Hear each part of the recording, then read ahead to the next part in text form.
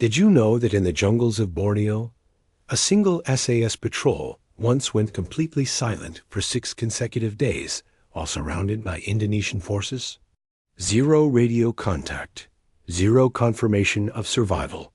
Their American liaison officer suffered. A complete psychological breakdown waiting for any sign of life. Military communication protocols said it was suicide. Radio silence in hostile territory meant one thing. You are already dead. You think you know what discipline looks like? You're wrong. What happens when soldiers are so perfectly trained that silence becomes their deadliest weapon? Why would men voluntarily cut themselves off from the only lifeline connecting them to extraction and air support? And what did the American officer see when those ghosts finally emerged from the jungle that made him question everything he'd been taught about modern warfare? Stay until the end, because what the SAS discovered in that silence changed how special forces operate to this very day. June 14, 1965. The Sarawak border region, 3 miles inside Indonesian Kalimantan. First light hasn't broken through the canopy yet. The air tastes like rotting vegetation and yesterday's rain. Somewhere in this green cathedral of mahogany and strangler figs, 4 British soldiers have stopped being British soldiers. They've become something else entirely. Something quieter than the insects. Something more patient than the pythons coiled in the buttress roots. Captain James Malcolm, United States Army, sits in an operations tent 60 miles away across the border in Malaysian territory. He's staring at a radio that hasn't spoken in 147 hours. The silence coming through that speaker is louder than any firefight he experienced in Korea. His hands shake when he reaches for his coffee. The mug is already empty. He doesn't remember drinking it. Still nothing? The Australian liaison officer asks, but he already knows the answer. Malcolm doesn't respond. He's counting in his head. 147 hours, 13 minutes, approximately 40 seconds. He's been counting for so long that the numbers have replaced his thoughts. His executive officer suggested he get some sleep 12 hours ago. Malcolm physically cannot leave this tent. His legs won't carry him away from that silent radio. This isn't how wars are supposed to work. This isn't how soldiers are supposed to operate. The United States military, the most technologically advanced fighting force in human history, maintains constant communication with its assets. Radio checks every 4 hours minimum. Status updates on the hour. If you go silent, birds come looking. For you, helicopters, fixed wing. Artillery coordinates are prepared. Extraction protocols are initiated. Silence means something went catastrophically wrong, but the British Special Air Service doesn't read American field manuals. To understand why 4 men would voluntarily sever their connection to the outside world, you have to go back further. Back to the Malayan emergency, 1948 to 1960. 12 years of jungle warfare that rewrote every assumption about counterinsurgency. The communist insurgents knew those jungles. They'd been born in them, fought the Japanese in them, hidden in them. For generations, British conventional forces were hunting ghosts with brass bands. The SAS learned something in those green hills that contradicted every principle of modern military doctrine. They learned that in the jungle, technology was noise. The radios were noisy. Helicopters were noisy. Even whispers were noise. The side that could achieve absolute silence, that could become part of the jungle itself, owned the jungle. By 1965, the SAS had spent 17 years perfecting the art of becoming invisible. Soldiers were selected not for physical strength, but for something harder to quantify: emotional control, mental endurance, the ability to remain absolutely motionless for hours while fire ants explored the inside of your nostrils. The capacity to watch an enemy soldier urinate 3 feet from your face and feel your heartbeat slow down rather than accelerate. The confrontation with Indonesia, Sukarno's guerrilla war against the formation of Malaysia gave the SAS a new laboratory. The British government publicly maintained they weren't conducting operations inside Indonesian territory. The radio silence wasn't just tactical, it was political. If a patrol got compromised and captured across the border, the British government needed plausible deniability. Dead men tell no tales. Silent men leave no evidence. Captain Malcolm knew none of this when he was assigned as the American liaison officer. His briefing in Singapore lasted 4 hours. Most of it focused on the geopolitical situation, the domino theory, and the importance of supporting British efforts to contain communist expansion in Southeast Asia. 20 minutes covered SAS operational procedures. The British major conducting the briefing, a man named Woodhouse with eyes like chipped flint, mentioned almost casually that patrols sometimes went dark. How long? Malcolm had asked. Depends on the situation. What's the longest? Woodhouse had smiled, not a friendly smile. A smile that pitied Malcolm's innocence. You'll find out. The patrol that went silent on June 14th was designated Bravo 3. 4 men commanded by a sergeant named Harrison. I am 28 years old. 5 years in the regiment. 2 tours in Malayan jungles, 1 in the Radfan Mountains of Aden. His personnel file contained a psychological evaluation that used the word unflappable 3 times. His resting heart rate was 48 beats per minute. The mission was reconnaissance. Indonesian forces were building up along a 10-kilometer stretch of border. British intelligence needed to know force composition, defensive positions, supply routes, command structure. Simple observation. No direct action unless compromise was imminent. Radio checks scheduled every 12 hours unless a tactical situation prevented it. The first scheduled check came and went. Atmospheric conditions in the jungle could interfere with radio signals.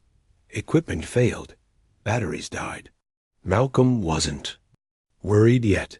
The second missed check made him uncomfortable. By the third missed check, he'd stopped sleeping. They're fine, the Australian liaison officer said. His name was Cooper, and he'd worked with the SAS for 3 years. Probably spotted something and went to the ground. For 3 days? I've seen them for a week. Malcolm stared at him. You've seen them go a week with no communication whatsoever? Mate, I've seen them go for a fortnight. They're not like your blokes. The radio isn't a lifeline for them. It's a liability. This concept was incomprehensible to Malcolm. American military doctrine since World War II had emphasized combined arms, overwhelming firepower, and technological superiority. You maintained contact with your assets so you could bring the full weight of American military power to bear on any threat. Artillery, close air support, rapid reinforcement. The individual soldier was a node in a vast network of destructive capability. SAS operated on a different philosophy entirely. The individual patrol was autonomous, self-sufficient, expected to survive and complete the mission with zero external support. They carried no equipment they couldn't carry silently. They moved at a pace that allowed complete environmental awareness. They observed the enemy for days or weeks, memorizing patterns, identifying weaknesses, waiting for the perfect moment that might never come. Harrison's patrol had crossed the border at dusk on June 13th. They moved in single file, 15 meters between each man. The point man read the jungle like a book, identifying game trails, water sources, areas of recent human activity. They covered 3 kilometers in 5 hours. An American patrol would have covered that distance in 45 minutes and announced their presence to every living thing within 2 miles. By dawn on June 14th, they'd established an observation post on a ridgeline overlooking a tributary of the Kalimantan River. Indonesian activity below exceeded intelligence estimates. Not a platoon, A full company, maybe 150 soldiers. Defensive positions indicated they were expecting something. Bunkers, machine gun nests, mortar pits. Harrison made his decision in less than 10 seconds. They couldn't break. Radio silence to report what they were seeing. The Indonesian forces were too close, too alert. Radio signals could be detected, triangulated. Even a burst transmission, lasting 3 seconds, could give away their position. The mission had changed. This wasn't reconnaissance anymore. This was surveillance of a potential staging area for a major in-crossing operation into Malaysian territory. They stayed put. 4 men on a ridgeline, absolutely motionless, watching an enemy force 30 times their size. Back in the operations tent, Malcolm was deteriorating. Cooper noticed it first. The way Malcolm's hands had developed a tremor, the way his eyes had stopped tracking properly, the way he'd started talking to the radio during the scheduled check times, as if his voice could somehow summon a response. From the ether, Bravo 3, this is Sunray. Radio check, over, static. Bravo 3, acknowledge, over, static. Bravo 3, if you can hear this transmission but cannot respond, acknowledge with 2 clicks, over, static. Bravo 3. Cooper gently took the handset from Malcolm's grip. Mate, they can't hear you. They've either got the radio switched off or they're too far from the unit to risk turning it on. Then they're dead. No, they're doing their job. Malcolm stood abruptly. His chair fell backward. Their job is to report intelligence. Their job is to maintain operational security through regular communication. Their job is to follow established protocols that exist because they keep soldiers alive. Cooper's voice remained level. Their job is to observe the enemy without being detected. Everything else is secondary. Nothing is secondary to staying alive. For your blokes, maybe, not for them. This was the fundamental divide. American military culture, shaped by industrial warfare and technological dominance, treated soldiers as valuable assets to be preserved and supported. The SAS, forged in desert raids and jungle ambushes, treated soldiers as expendable tools who accomplished the mission regardless of personal cost. Not out of cruelty, but out of a colder calculation. 4 men who provided actionable intelligence. Before dying were worth more than 4 men who maintained radio contact but compromised the mission. Malcolm couldn't accept this logic. I wouldn't accept it. He started drafting requests for search and rescue operations. Helicopter reconnaissance of the border area. Signals intelligence to detect radio transmissions or beacon activations. Each request was denied by the British command structure. The political consequences of acknowledging an SAS patrol operating inside Indonesia were unacceptable. If the patrol was dead, they died somewhere else doing something else. If they were alive, they'd emerge when the mission was complete. Day 4. 101 hours of silence. Harrison's patrol had shifted position 3 times, moving only during the heaviest afternoon rains when sound was masked and visibility reduced. They'd identified the Indonesian company commander, a captain who wore his beret at a distinctive angle. They'd counted weapon systems, plotted fields of fire, documented patrol patterns. At night, they took turns sleeping in 2-hour rotations. While the others maintained watch, they ate cold rations, 1 meal every 36 hours, just enough to maintain function. Chewing made noise. Digestion makes noise. They'd learned to override every biological urge that might compromise their position. 1 member of the patrol didn't defecate for the entire 6 days. His body simply refused to produce waste. Survival mode at the cellular level. The youngest member of the patrol, a trooper named Davies, 22 years old, was experiencing this level of operation for the first time. He'd passed selection, completed training, but nothing prepared. U for the reality of being a ghost. The absolute commitment to stillness required every ounce of mental discipline. His legs cramped, his back spasmed. Fire ants discovered his position and spent an entire afternoon exploring his body. He couldn't move, couldn't brush them away, could only endure. Harrison watched Davies without appearing to watch him. The sergeant knew this moment separated real SAS troopers from men who'd merely passed the tests. Davies's jaw muscles were clenched so tight Harrison could see them flexing. Sweat poured down his face despite the relative coolness of the jungle. But Davies didn't move, didn't make a sound, didn't even blink more than necessary. After the fire ants moved on, Harrison caught Davies's eye, gave him the smallest nod. You'll do. Day 5. 129 hours. Malcolm stopped eating. Food seemed obscene somehow. 4 men were missing, probably dead, and he was supposed to maintain normal routines. His executive officer expressed concern. The regimental surgeon suggested a psychiatric evaluation. Malcolm ignored them both. He lived in that tent now, maintaining a vigil over a radio that had become a tombstone. Cooper tried a different approach. Tell me about Korea. Malcolm looked at him with hollow eyes. What? You served in Korea. What was it like? Different. Different how? Malcolm's voice was mechanical.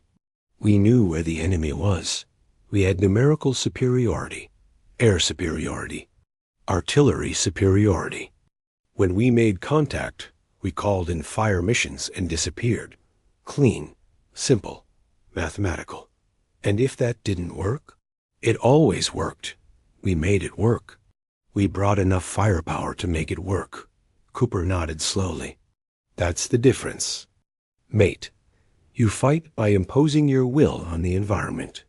The SAS fights by becoming part of the environment. You turn the jungle into a weapon you can aim. They turn themselves into the jungle. Riddles, Malcolm said bitterly. Zen riddles don't bring soldiers home. Neither does panic. The words hung in the humid air. Malcolm recognized truth when he heard it, even when it felt like an attack. He was panicking. I had been panicking for days. His training, his experience, his entire conceptual framework for how military operations functioned was collapsing under the weight of British silence. Day 6. 152 hours. The Indonesian company began preparations to move. Harrison observed the activity with professional interest.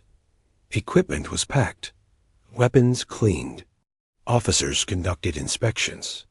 This was the intelligence they needed. Movement meant offensive operations.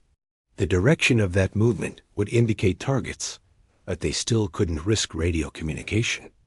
The Indonesians were more alert than ever. Security patrols had increased. It was as if they sensed observation without being able to locate the observers. The patrol would have to wait until the company departed, then move to a safer location. Before making contact, Harrison made notes in a waterproof notebook using a pencil stub. Times, dates, force composition, direction of march. This notebook was the mission. If the patrol was killed, if their bodies were discovered, this notebook had to survive. I had to make it back across the border somehow. Each member of the patrol carried identical copies of the same intelligence, sewn into hidden pockets in their gear. That night, the 6th night, something changed. One of the Indonesian sentries stopped in the middle of his patrol route. Just stopped. Stood perfectly. Still. Looking directly at the SAS position, Harrison's hand moved with glacial slowness to his weapon. The trooper to his left did the same. Davies, positioned furthest from the threat, hadn't seen the sentry yet. Harrison couldn't signal him. Couldn't risk any movement that might confirm the sentry's suspicions. The Indonesian soldier stood there for what felt like an hour, probably 90 seconds. His rifle was at low ready. His head tilted slightly, the universal posture of a man trying to Convince himself he's imagining things at that moment, Harrison made another calculation. If the sentry raised an alarm, the patrol had perhaps 10 seconds before the entire Indonesian company converged on their position. They could kill the sentry silently, but the body would be discovered within an hour. They could attempt to break, contact and evade, but in darkness, in unfamiliar terrain, with a battalion-strength enemy force in pursuit, their chances of successful extraction were minimal. Or they could remain absolutely motionless and trust in something that couldn't be quantified. The human mind's desperate desire to rationalize, to explain away, to convince itself that shadows are just shadows. The sentry stared into the darkness where 4 British soldiers weren't breathing. Finally, he shook his head, muttered something, continued his patrol route. Harrison waited 30 minutes before allowing himself to breathe normally. Davies, who'd finally spotted the sentry, looked like he might vomit. He didn't. Control at the cellular level. Bay 7. June 20th, 1965. 174 hours since last contact. Captain Malcolm had stopped talking. He sat in the operations tent, staring at the radio, his lips moving soundlessly. Cooper had reported his condition to the British command structure. They'd authorized a relief. A fresh American liaison officer was being flown in from Singapore. Malcolm would be evacuated for psychiatric evaluation and rest. Malcolm didn't know this yet.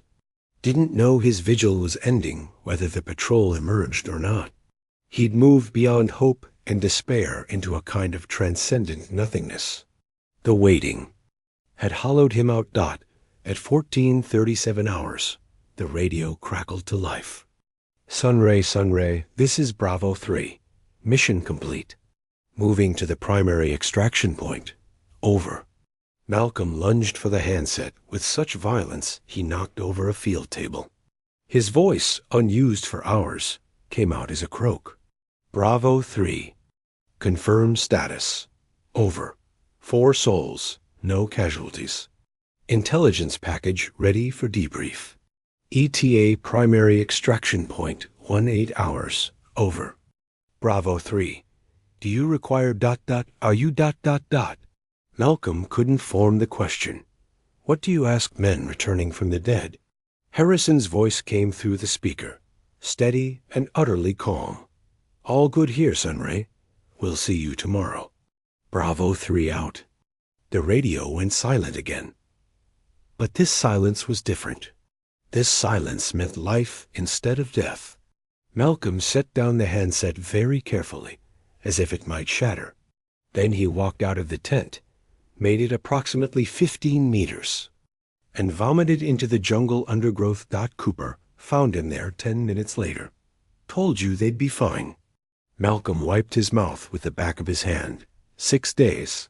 They were silent for 6 days. That's nothing. The record is, I don't want to know the record. Malcolm's voice was raw. How do they do it? How do they just ... turn off? They don't turn off. They turn into something else.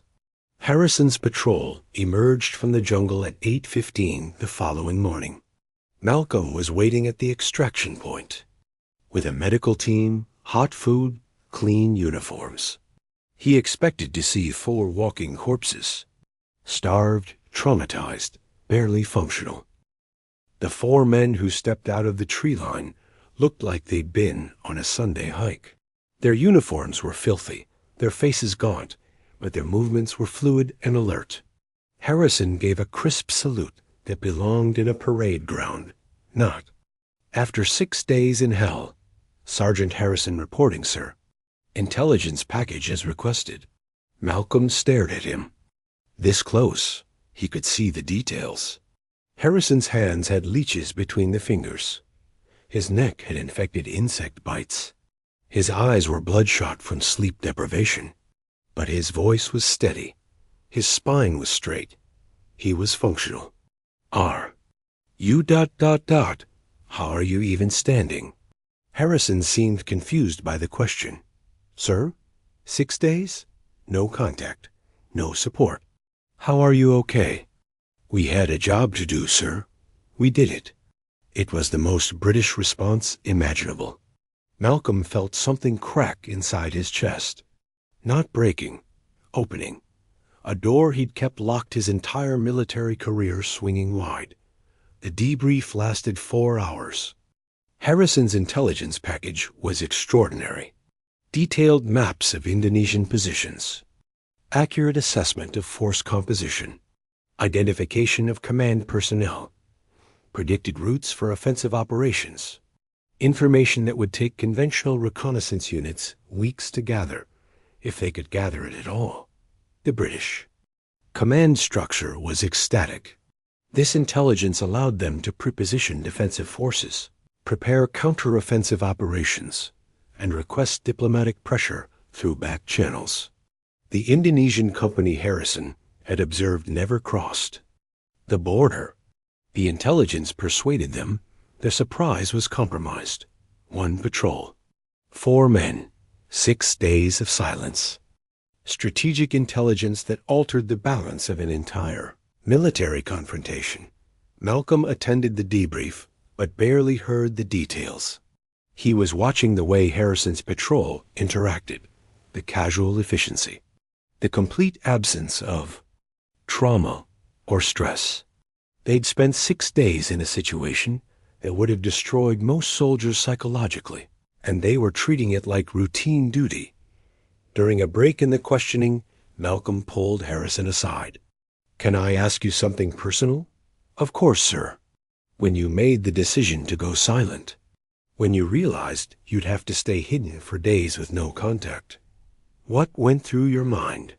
Harrison considered the question with the same seriousness. He'd probably given to enemy patrol patterns. Relief mostly. Relief? The radio is a distraction, sir.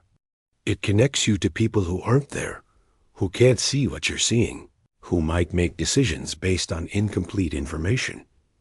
When we went silent, we became autonomous. Just us and the mission. No interference, no second-guessing. Pure focus. You weren't afraid? Of course, fear keeps you sharp. But we trust our training. Trust each other. The silence wasn't a risk. The silence was safe. Malcolm struggled to articulate his next question. But I was. We were going mad back. Here, not knowing, not being able to help. Harrison's expression softened slightly. I know, sir. That's the hardest part of your job. Waiting, not knowing, having to trust that we'll do what we're trained to do. He paused, but that's also why your job is harder than ours. We just have to survive and complete the mission. You have to have faith in people you can't see or hear from. That takes a different kind of courage. It was the most generous thing anyone had said to Malcolm in his military career. He didn't feel courageous. He felt hollowed out and ashamed of his panic. But Harrison's words suggested a different interpretation. That his vigil, his refusal to leave the radio, his psychological breakdown in the face of unknowing, had its own form of discipline. 3 days later, Malcolm was medically evacuated to Singapore for psychiatric evaluation. The diagnosis was acute stress reaction with obsessive features. The recommended treatment was rest and reassignment to a non-operational role. His career as a liaison officer was over. He didn't fight the decision. Something fundamental had changed in him during those 6 days. He'd glimpsed a form of warfare that contradicted everything he'd been taught. Individual soldiers operating with complete autonomy, treating silence as a weapon, accepting that communication with command might be the thing that kills them. It was brilliant and terrifying in equal measure. Before he left Borneo, Malcolm requested a final meeting with Harrison. They met in an officers' club that served warm beer and overlooked the jungle that had nearly broken Malcolm's mind. I wanted to apologize, Malcolm said. Harrison looked genuinely confused. For what? Sir, for doubting you, for panicking, for not understanding. You didn't know. No reason you should. Your military operates differently. Is it better? Your way? Harrison sipped his beer, considering. Not better. Different. Appropriate for different situations. Your way wins conventional wars. Overwhelming force. Technological superiority. Complete coordination. That's how you beat Germany and Japan. Our way wins unconventional wars. Patience, silence, becoming invisible. That's how we beat insurgents and guerrillas. Can they coexist, the two philosophies? They have to. The wars we're fighting now, the wars we'll fight in the future, they'll require both. Big American firepower when you need to destroy. Small British silence when you need to observe and understand. Malcolm nodded slowly. I'm being reassigned. They don't trust me in operational roles anymore. That's their loss, sir. You stayed at that radio for 6 days. Never gave up on us. That's loyalty. That's faith. Those are rare qualities. I had a breakdown. You cared enough to break down. Some officers would have written us off after 48 hours, moved on to the next crisis. You didn't. You waited. That matters. They finished their beers in comfortable silence. When Malcolm stood to leave, Harrison stood with him. They shook hands with the formality the moment required. Take care of yourself, Sergeant. You too, sir. And if you ever write about this, don't make us sound superhuman. We're just soldiers who trained really hard to do a very specific job. Malcolm smiled. I'll try to remember that. Years later, after Vietnam, after the fall of Saigon, after the recriminations and analyses and analyzes and endless debates about why America couldn't win an unconventional war, Malcolm would think about those 6 days of silence. He'd think about the fundamental difference between a military that treated soldiers as assets to be supported and a military treated soldiers as autonomous operators who survived through skill and discipline alone. The American way produced overwhelming victories in conventional conflicts.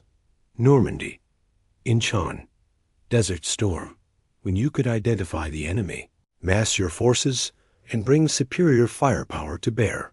American doctrine was unbeatable. The British SAS way produced something different. Not victories in the traditional sense, but the prevention of defeats. The intelligence that stopped invasions before they started. The surgical strikes that eliminated key targets. The presence that made enemies question whether their secrets were still secret. Vietnam exposed the limits of American doctrine. You couldn't bomb an enemy you couldn't find. You couldn't use artillery on targets that disappeared into civilian populations. You couldn't maintain communication with patrols in triple canopy jungle. The more technology America brought to bear, the more the Viet Cong melted into the landscape. The SAS, operating in smaller numbers with much less fanfare, achieved disproportionate results.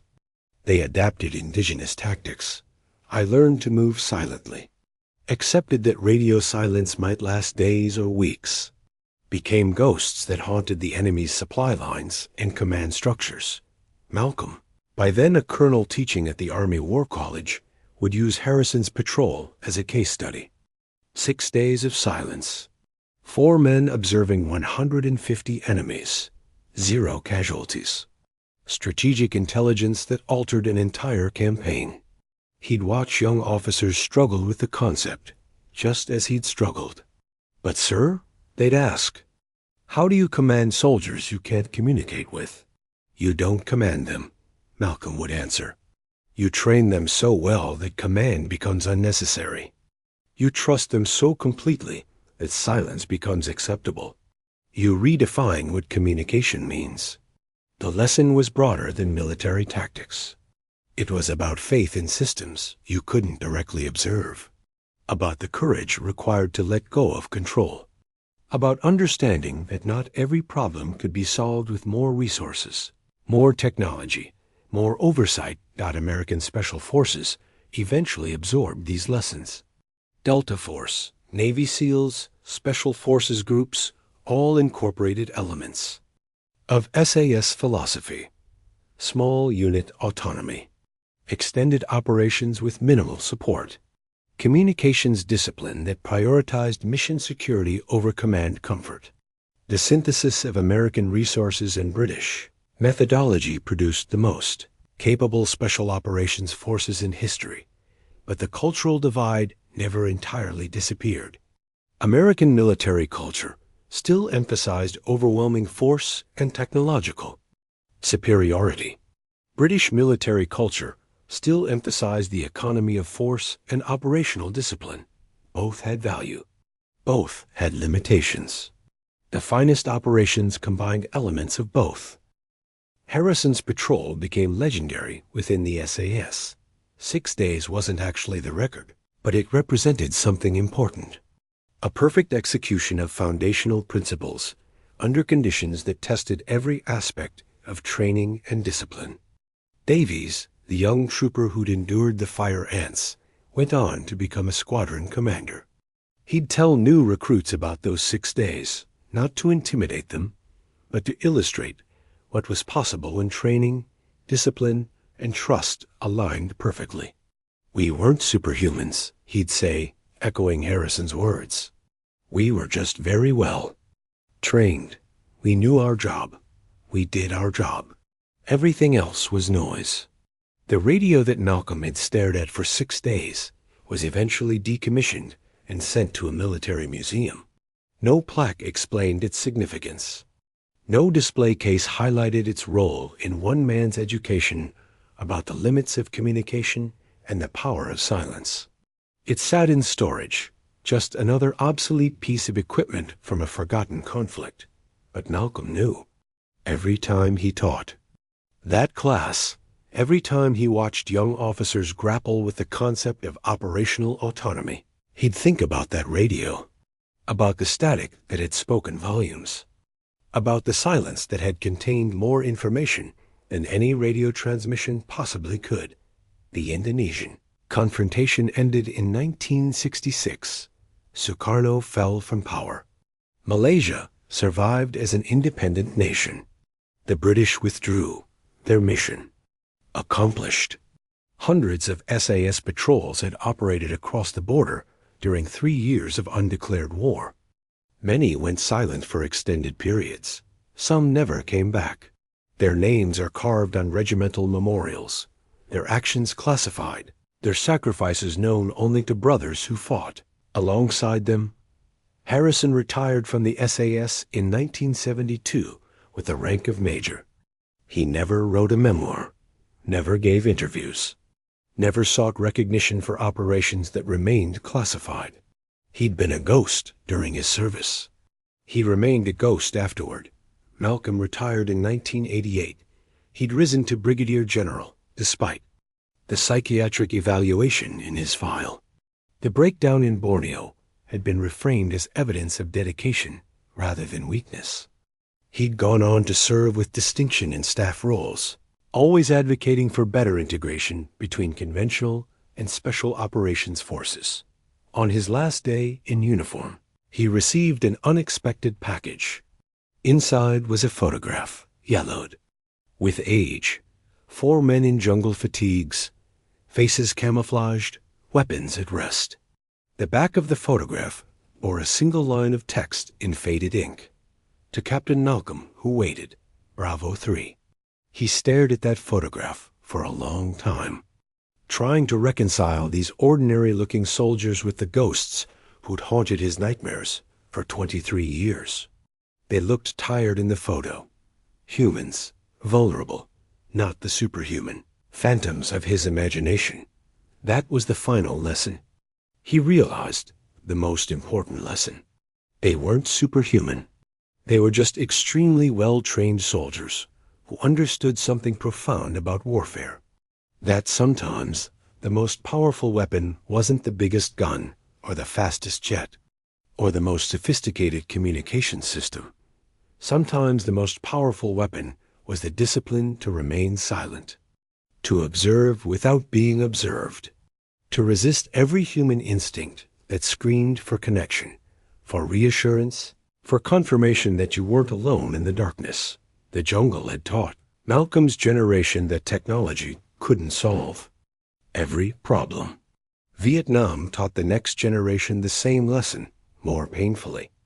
Iraq and Afghanistan would teach it again, to soldiers who thought precision weapons and drone surveillance had eliminated the need for old skills, like fieldcraft and patience, but in quiet places, in selection courses hidden from public view, in training facilities scattered across allied nations, a different kind of soldier was still being forged.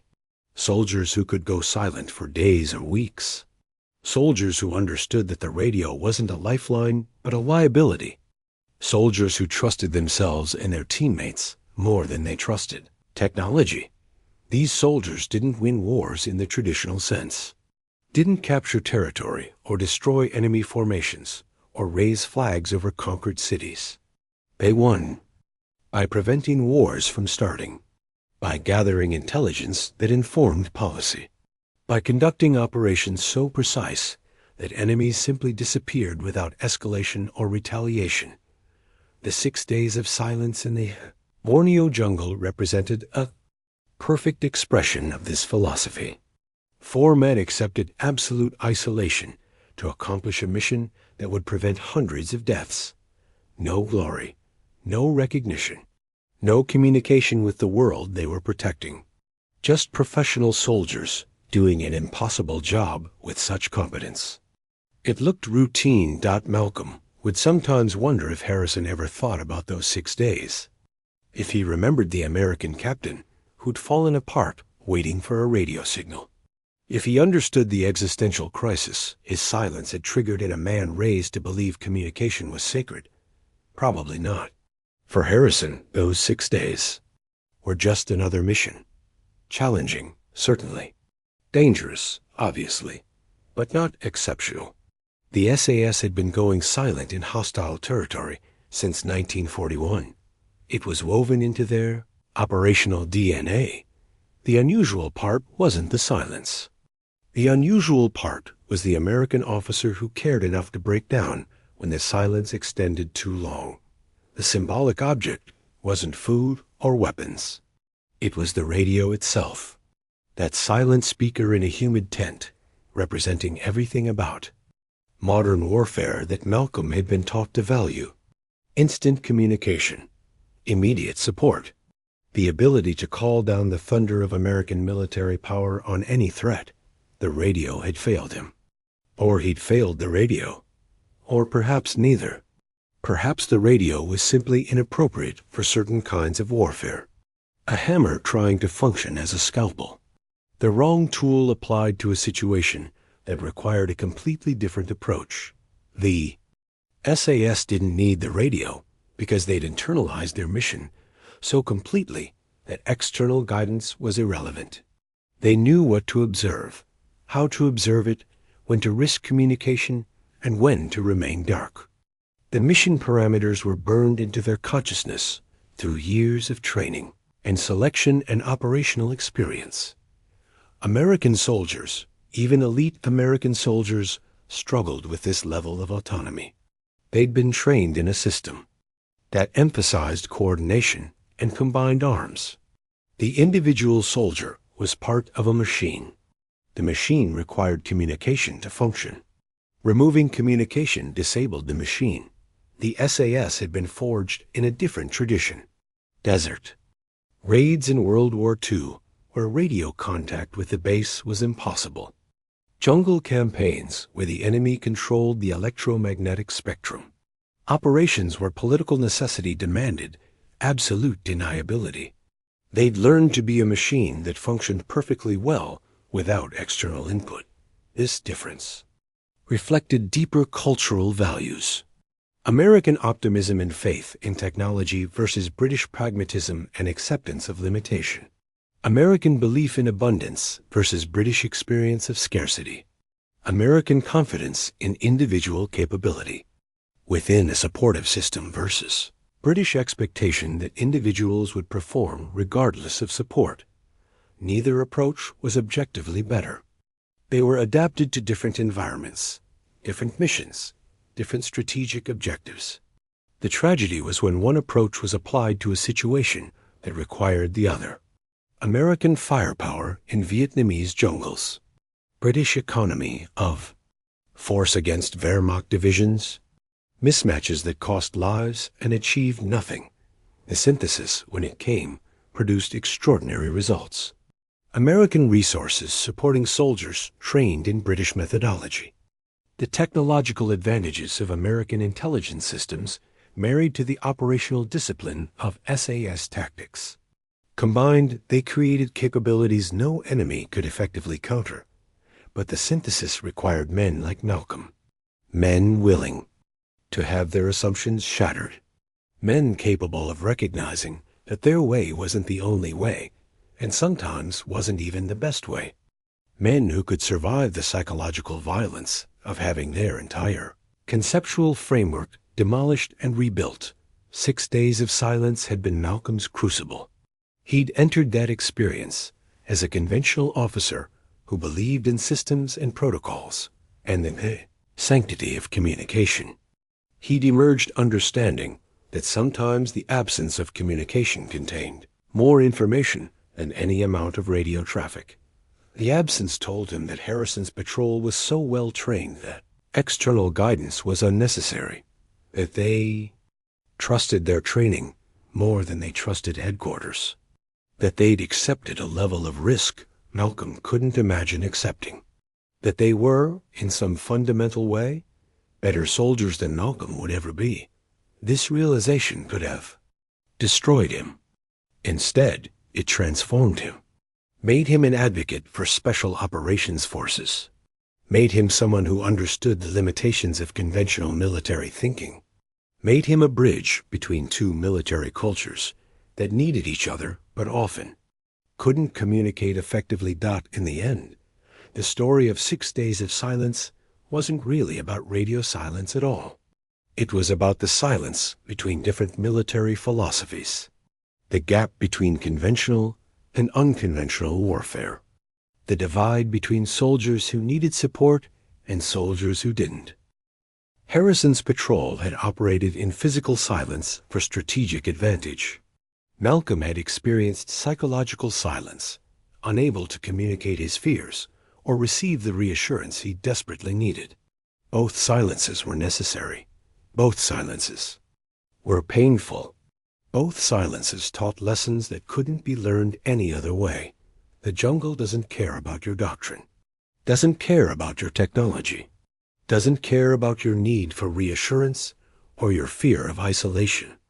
The jungle simply exists, vast and indifferent, swallowing sound and light and human certainty with equal efficiency. To operate in that environment, you had to become something the jungle couldn't swallow, something quieter than silence, something more patient than time, something that could observe without disturbing, wait without moving, endure without complaint. 4 British soldiers had achieved that state for 6 days. 1 American officer had waited for 6 days, hoping they'd survive. Both groups had completed their missions. Both groups had been changed by the experience. The radio sat silent now in a museum storage facility, its batteries long dead, its circuits corroded. But the lessons it represented echoed through every special operations selection course, every deep reconnaissance mission, every situation where soldiers had to choose between communication and survival. Stay silent. Trust your training. Complete the mission. Come home. 6 days was nothing. The silence continues, carried by soldiers whose names we'll never know, conducting operations we'll never hear about, in places that officially don't exist. They go silent because the mission demands it, because the alternative is compromise and failure, because they've been trained to understand that sometimes the only way to speak the truth is through absolute silence. And somewhere, in operations centers scattered across allied nations, officers stare at silent radios and fight their own battles, against panic and uncertainty, waiting for signals that may never come, having faith in soldiers They can't see or hear. Learning the hardest lesson of command, that sometimes the best thing you can do for your people is to trust them enough to let them disappear. The ghosts are still out there, still watching, still silent, still protecting people who'll never know their names. That's not a tragedy. That's professionalism at its highest expression. The willingness to become invisible so that others can remain safe. 6 days of silence in a Borneo jungle taught this truth to one American officer. He spent the rest of his career trying to teach it to others. Some learned, some didn't. But the lesson remains, carved into the institutional memory of special operations forces worldwide. When the situation demands it, go silent. Trust your training. Complete the mission. The people waiting for you to call might fall apart. Let them. Their faith in you, even when expressed through psychological breakdown, is what makes the mission possible. Their inability to hear you proves you're doing it right. The radio will speak again when the time is right. Until then, the silence is your sword and shield, your warning and your weapon, your burden and your proof of professional mastery. 6 days is nothing. The silence is eternal.